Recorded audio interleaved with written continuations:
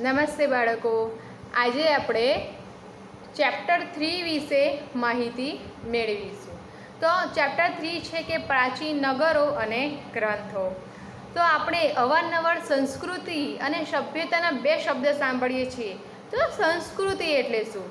તો આપણે મનુષ્યની જે રહેણીકરણી છે, જે રીત રિવાજો છે, તેને કહીશું આપણે સંસ્કૃતિ. આપણી સભ્યતા પોતાની બુદ્ધિશક્તિ, આવડતો, કલા કૌશલ્ય એવી જીવનની એક વિશિષ્ટ અવસ્થાનું સર્જન કરે છે. તો એવી સભ્યતા વિશે કે વર્ષો પહેલાં કેવું હતું, પ્રાચીન નગરો કેવા હતા, તેની આપણે અહીંયા વાત કરવાની છે. તો આપણે પ્રાચીન નગરો જે કે હડપ્પી સભ્યતાના સ્થળો કેવા હતા, તેમની નગર રચના કેવી હતી, તેની લાક્ષણિકતાઓ કેવી હતી, તેના મકાનો કેવા હતા, તેની વ્યવસ્થા કેવી હતી. જો અહીંયા બાળકો મોહેજોનો સ્નાનાગર જાહેર આપેલો છે. પછી માર્ગો કેવા હતા, પછી ગુજરાતમાં ક્યાં ક્યાં આવેલું છે આવા પ્રાચીન નગરો, તે કેવા હતા તેના વિશે વાત કરીશું. લોથલનું બંદર, બીજા ક્યાં ક્યાં પ્રાચીન નગરો હતા, તેમની સભ્યતાનું આર્થિક જીવન એટલે કે તેઓ કેવી રીતે જિંદગી જીવતા હતા, શું કરતા હતા, વ્યવસાય શું હતો. હડપ્પી સભ્યતાનું સમાજ જીવન, તેઓ શું ખાતા હતા, પીતા હતા, તેની વાત કરીશું. તેઓ શું બનાવતા હતા, કેવા વસ્ત્રો પહેરતા હતા, કેવા વ્યવસાયો હતા એમના, કે કેવું તેઓ વાપરતા હતા. જેમ કે એમના રમકડા જુઓ કેવા છે, તો એની વાત કરીશું આપણે. ધાર્મિક જીવન અને અંતિમ વિધિ, એમનું જીવન ધાર્મિક કેવું હતું, એમની અંતિમ વિધિ કેવી હતી, તેની વિશે વાત કરીશું. લિપિ અને ભાષાઓ કેવી હતી. ગુજરાતના હડપ્પી સભ્યતાના સ્થળો ક્યાં છે, હડપ્પી સભ્યતાનો અંત કેવી રીતે આવ્યો, તેની વાત કરીશું. ઋગ્વેદ અને તેનું અધ્યયન એટલે કે ઋગ્વેદમાં 4 વેદ કેટલા છે, તો 4 છે. તો ઋગ્વેદ, યજુર્વેદ, સામવેદ અને અર્થવેદ. તો તેના વિશે આપણે વાત કરીશું કે 10 મંડળોમાં 1028 પ્રાર્થનાઓ જેને સૂક્ત કહે છે, કે જેમાં 10 મંડળોમાં 1028 પ્રાર્થનાઓ જેને સૂક્ત કહે છે. આપણે અંડરલાઈન કરશું બાળકો. તેની વાત છે કે સૂક્ત કોને કહે છે, તો આ તેની વ્યાખ્યા છે. તો આપણે તેના દ્વારા આપણે આગળ પણ માહિતી મેળવીશું. તો આખા પાઠનો સંક્ષિપ્ત માહિતી આપણે એક વિડીયો દ્વારા બાળકો આખા પાઠની સંક્ષિપ્ત માહિતી આપણે આગળ મેળવીશું. તો ચાલો આપણે એક સરસ મજાનો વિડીયો જોઈએ અને તેની માહિતી આપણે મેળવીએ. તો તે આખા પાઠની આપણને માહિતી આપશે. તો એ આપણે આખા પાઠ વિશે આપણે ચિત્ર દ્વારા તેનો જોઈ શકીશું.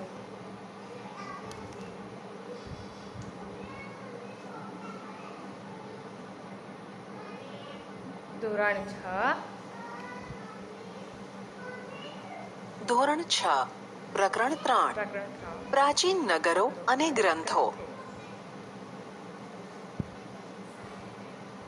આપણે અવારનવાર સંસ્કૃતિ અને સભ્યતા એવા બે શબ્દો સાંભળીએ છીએ. શું તમે તેનો અર્થ જાણો છો? સંસ્કૃતિ એ મનુષ્યની રહેણીકરણીની સાથે સંકળાયેલ બાબત છે. સભ્યતા એ માનવી પોતાની બુદ્ધિશક્તિ, આવડત અને કલા કૌશલ્યથી જીવનની એક વિશિષ્ટ અવસ્થાનું સર્જન કરે છે. વિશ્વમાં ઇજિપ્ત, મેસોપોટેમિયા, ભારત, ચીન, રોમમાં માનવ સમાજની આવી મહાન સભ્યતાના દર્શન થાય છે.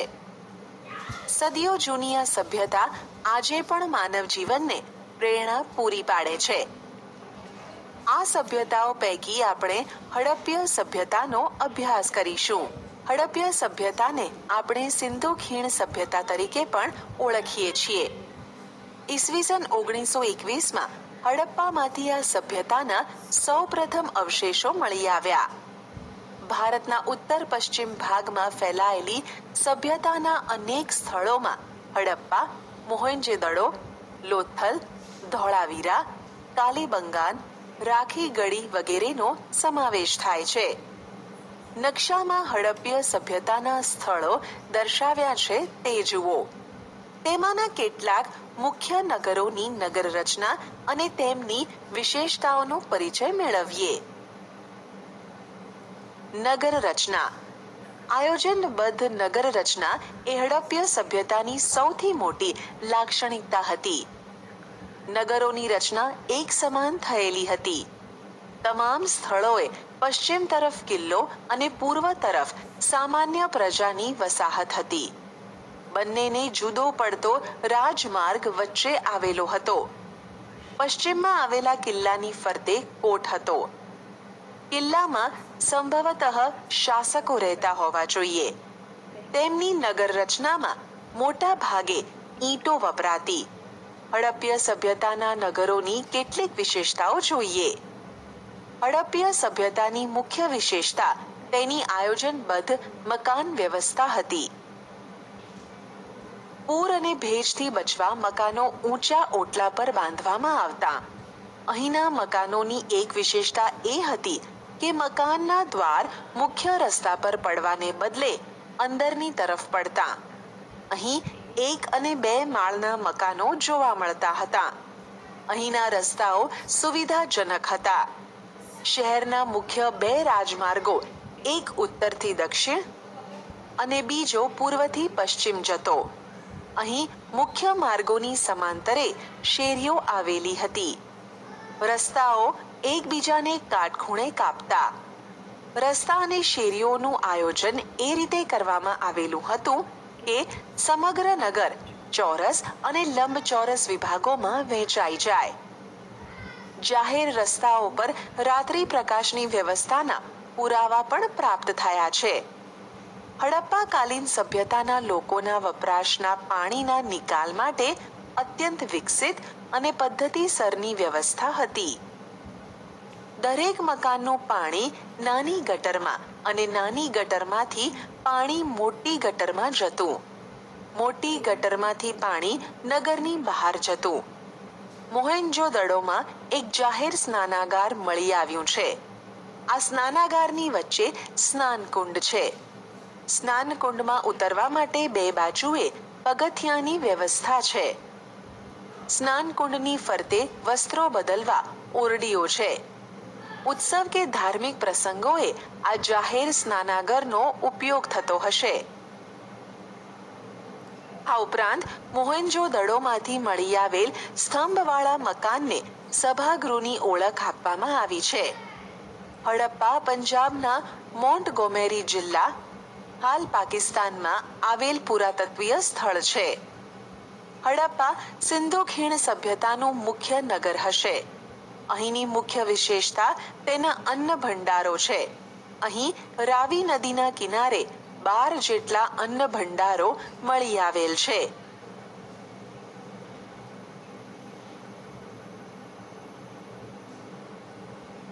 લોથલ અમદાવાદ જિલ્લામાં ધોળકા તાલુકામાં ભોગવો નદીના કિનારે આવેલ છે. લોથલ પ્રાચીન સમયમાં એક વેપારી બંદર અને ઔદ્યોગિક નગર હતું. લોથલમાં ઈંટોનું બનેલું એક માળખું મળી આવ્યું છે. તેને ધક્કો એટલે કે ડોકયાર્ડ માનવામાં આવે છે. તે અહીંયા આવતા વહાણોને લાંગરીને માલ સામાન ચડાવવા ઉતારવાના કામ માટે ઉપયોગમાં આવતું હોવાનું માની શકાય. આ ઉપરાંત અહીં વખારો અને મણકા બનાવવાની ફેક્ટરી મળી આવેલ છે.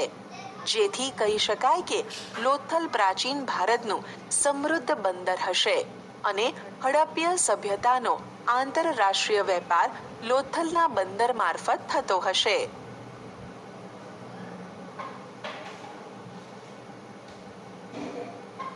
ધોળાવીરા કચ્છ જિલ્લામાં ભચાઉ તાલુકામાં ખડીર બેટ વિસ્તારમાં આવેલ પુરાતત્વીય સ્થળ છે. સામાન્ય રીતે હડપ્ય નગરો 2 ભાગમાં દ્વિસ્તરીય વહેંચાયેલ છે, જ્યારે ધોળાવીરાનું નગર 3 ભાગમાં ત્રિસ્તરીય છે. 1 સિટાડેલ કિલ્લો, 2 ઉપલું નગર, 3 નીચલું નગર. ધોળાવીરા નગરની મુખ્ય વિશેષતા વરસાદના પાણીના સંગ્રહની વ્યવસ્થા અને સ્ટેડિયમ છે. રાજસ્થાનનું કાલીબંગન નગર હડપ્ય સભ્યતાની કૃષિ ક્રાંતિનું મુખ્ય મથક હતું. અહીં ખેડેલા ખેતરોના અવશેષો તેની સાબિતી પૂરી પાડે છે. અહીં મળી આવેલા તાંબાના અવશેષો એ પુરવાર કરે છે કે અહીં તાંબાના ઓજારોનું નિર્માણ થતું હશે અને આ ઓજારો કૃષિ ક્ષેત્રે ઉપયોગમાં લેવાતા હશે. આમ સિંધુ ખીણ સભ્યતાનું નગર આયોજન સુવ્યવસ્થિત, સુંદર ઇજનેરી કળા ધરાવતું, આયોજનબદ્ધ અને કૌશલ્યયુક્ત હતું. તેમાં તે વખતના શાસક વર્ગની શાસન શક્તિ, ઇજનેરોની બુદ્ધિમત્તા અને કારીગરોની કલાશક્તિનું અદ્ભુત પ્રતિબિંબ પડે છે. હડપ્ય સભ્યતાનું આર્થિક જીવન. સિંધુ ખીણ સભ્યતાના લોકો ખેતી, પશુપાલન, વેપાર, હુનર ઉદ્યોગ જેવા વ્યવસાયો કરતા હતા. ખેતીમાં ઘઉં, જવ, વટાણા, તલ, સરસવ વગેરે પાકોની ખેતી કરતા. ખેતીમાં જમીન ખેડવા હળનો ઉપયોગ કરતા. પશુપાલનમાં ગાય, ભેંસ, બકરી, ખૂંદવાળો બળદ પાળતા. તેઓ આંતરિક અને આંતરરાષ્ટ્રીય વેપાર કરતા. અહીંનું સુતરાઉ કાપડ છેક મેસોપોટેમિયા અને તેના માધ્યમથી ઇજિપ્ત સુધી પહોંચતું, એમ ઇતિહાસકારો માને છે. આ ઉપરાંત તેમના અન્ય વ્યવસાયોમાં માટીકામ, ધાતુકામ, મણકા બનાવવાની કલા, શિલ્પકલા વગેરેનો સમાવેશ થતો. હડપ્ય સભ્યતાનું સમાજ જીવન. સિંધુ ખીણ સભ્યતાના લોકોનો મુખ્ય વ્યવસાય ખેતી અને પશુપાલન હતો અને આ સમયની પ્રજાના ખોરાકમાં ઘઉં, જવ, બાજરી, વટાણા, તલ, ખજૂર વગેરેનો સમાવેશ થતો. પશુપાલનના કારણે તેમના ખોરાકમાં દૂધ, દૂધની બનાવટોનો સમાવેશ થતો. આ સભ્યતાના અવશેષોમાં માછલી પકડવાના હુક, ગલ મળી આવ્યા છે. તેથી ખોરાકમાં માછલીનો પણ સમાવેશ થતો હશે. સિંધુ ખીણ સભ્યતામાંથી મળી આવેલા શિલ્પોના આધારે એ સમયના લોકોના પોશાક વિશે માહિતી મળે છે. અહીંના સ્ત્રી પુરુષો 2 કપડાં પહેરતા. કમરથી નીચેના ભાગમાં હાલની ધોતી જેવું અને ઉપરના ભાગમાં ડાબા ખભા પરથી જમણા હાથની નીચે આવે એમ ઉપવસ્ત્ર વીંટાળતા. મુખ્યત્વે તેઓ સુતરાઉ કાપડનો ઉપયોગ કરતા અને ઊની વસ્ત્રથી પણ પરિચિત હતા. ધાતુ તથા હાથી દાંતની બનેલી મળેલી સોયના આધારે અનુમાન થાય છે કે તેઓ સીવીને કપડાં પહેરતા હશે. આમ છતાં મોટા ભાગના લોકો સીવ્યા વિનાના કપડાનો ઉપયોગ કરતા હશે. આ સમયના લોકો આભૂષણોમાં કંઠહાર, ગળાનો હાર, હાથમાં વીંટી, કાંડામાં કડા, સ્ત્રી અને પુરુષ બંને પહેરતા. સ્ત્રીઓ બંગડીઓ, કાનમાં કુંડળ, કંદોરો, ઝાંઝર વગેરે આભૂષણો પહેરતી. આ આભૂષણો સોના, ચાંદી અને કિંમતી પથ્થરોમાંથી બનાવવામાં આવતા. સિંધુ ખીણ સભ્યતાના લોકો માટીના, તાંબાના, કાંસાના વાસણો બનાવતા, જેમાં માટીમાંથી પ્યાલા, વાટકી, કુલડી, ગાગર, રકાબી, કથરોટ વગેરે વાસણોનો સમાવેશ થતો. સિંધુ ખીણ સભ્યતાના લોકોએ પોતાના બાળકો માટે વિવિધ પ્રકારના રમકડાં બનાવ્યા હતા, જેમાં પંખી આકારની સિસોટીઓ, ઘૂઘરા, ગાડા, લખોટી, પશુ, પંખી અને સ્ત્રી પુરુષ આકારના રમકડાનો સમાવેશ થાય છે. એક રીતે જોઈએ તો આ પ્રજાની સર્જન શક્તિ અને કલા કારીગરી એમના રમકડામાં વ્યક્ત થાય છે. માથું હલાવતા પ્રાણી અને ઝાડ પર ચડતા વાનરની કરામત દર્શાવતા રમકડા જોવા મળે છે. ધાર્મિક જીવન અને અંતિમ વિધિ. હડપ્ય સભ્યતાના ધાર્મિક જીવન વિશે આપણને મૂર્તિ અને મુદ્રાઓમાંથી માહિતી મળે છે. મૂર્તિઓમાં માતૃકા દેવીની મૂર્તિઓને ઇતિહાસકારો ધરતી માતાનું પ્રતીક ગણે છે. એટલે કે હડપ્ય સભ્યતાના લોકો ધરતી પૂજા સવિશેષ કરતા હશે, કારણ કે ધરતી અન્ન અને પાણી આપે છે. આ ઉપરાંત તેઓ વૃક્ષ પૂજા, પશુ પૂજા, નાગ દેવતા, સ્વસ્તિક પૂજા કરતા હશે. લોથલ અને કાલીબંગનમાં અગ્નિ પૂજાના અવશેષો પ્રાપ્ત થયા છે. હડપ્ય સભ્યતાના લોકો મૃત્યુ પામનાર મનુષ્યને દાટતા હશે અને ઘણી જગ્યાએ અગ્નિ સંસ્કારના પુરાવાઓ મળ્યા છે. તેઓ મૃતકને દાટતા અને તેની સાથે કેટલીક વસ્તુઓ પણ મૂકતા, જે તેમના મૃત્યુ પછીના જીવનની તેમની કલ્પના બતાવે છે. લિપિ અને ભાષા. સિંધુ ખીણ સભ્યતાના અવશેષોમાંથી મુદ્રાઓ, મુદ્રિકાઓ, ત્રામપત્રિકાઓ મળી આવેલ છે. તેમના ઉપર કોઈ અણઉકેલાયેલી રહસ્યમય ભાષામાં લિપિબદ્ધ લખાણ જોવા મળે છે. જો કે આ લખાણો ટૂંકા છે, માત્રાવાળા અક્ષરો અને જોડાક્ષરો જોવા મળે છે. આ લિપિ ઉકેલવા ઘણા પ્રયત્નો થયા છે, પરંતુ તેમાં હજુ સફળતા મળી નથી. ગુજરાતમાં હડપ્ય સભ્યતાના સ્થળો. ગુજરાતમાં સુરેન્દ્રનગર જિલ્લામાં રંગપુર, અમદાવાદ જિલ્લામાં લોથલ, રાજકોટ જિલ્લામાં રોજડી, શ્રીનાથગઢ, કચ્છ જિલ્લામાં દેશલપર, ધોળાવીરા, સુરકોટડા, જામનગર જિલ્લામાં લાખાબાવળ, આમરા, ભરૂચ જિલ્લામાં હિમ નદીના કિનારે ભાગા તળાવ વગેરે પ્રદેશોમાં હડપ્ય સભ્યતાની નાની મોટી વસાહતો મળી આવી છે. હડપ્ય સભ્યતાનો અંત. ઇતિહાસકારો ધરતીકંપ, પૂર, રોગચાળો કે બાહ્ય આક્રમણના કારણે આ સભ્યતાનો અંત આવ્યો હશે તેવું માને છે. જો કે આજે પણ ઇતિહાસકારો માટે તેનો અંત સંશોધનનો વિષય રહ્યો છે. આપણા પ્રાચીન ગ્રંથો. ઋગ્વેદ અને તેનું અધ્યયન. વેદ 4 છે: ઋગ્વેદ, યજુર્વેદ, સામવેદ અને અથર્વવેદ.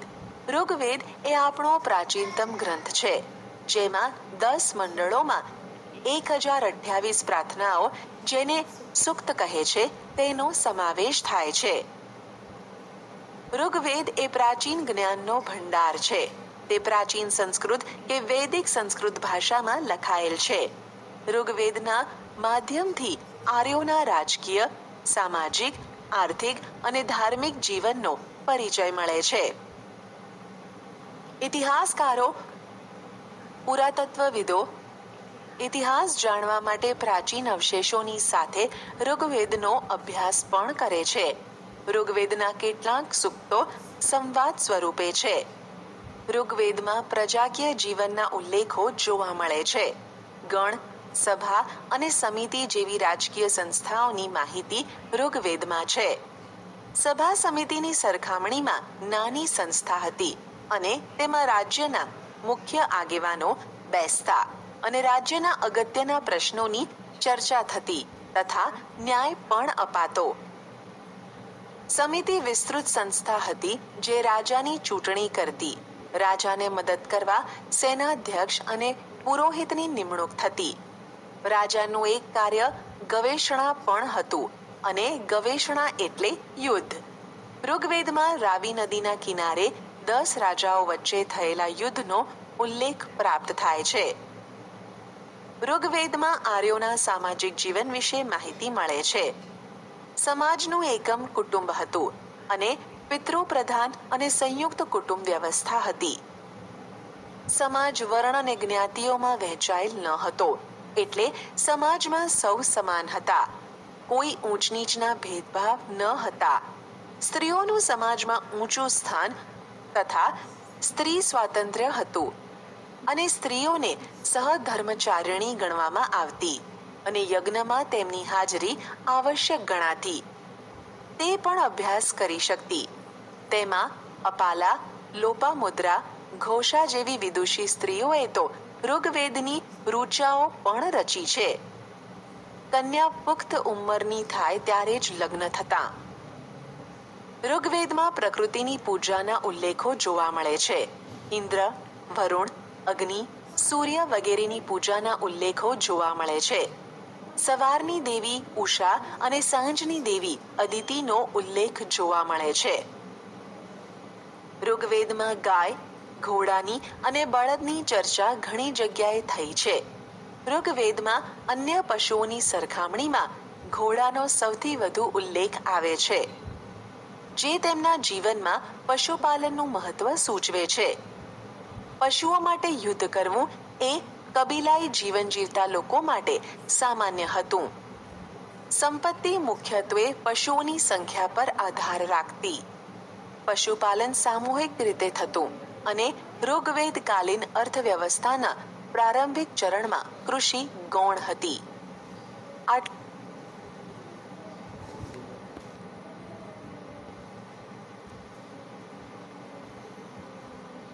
પ્રકરણ 12 સ્માર્ટ ચાર્ટ્સ. તો બાળકો, આ ચેપ્ટરમાં તમને સમજ પડી હશે. આપણે ચેપ્ટરને સમજી અને સરસ મજાનો વિડીયો જોયો તો તમને તેને સમજ પડી હશે. Thank you.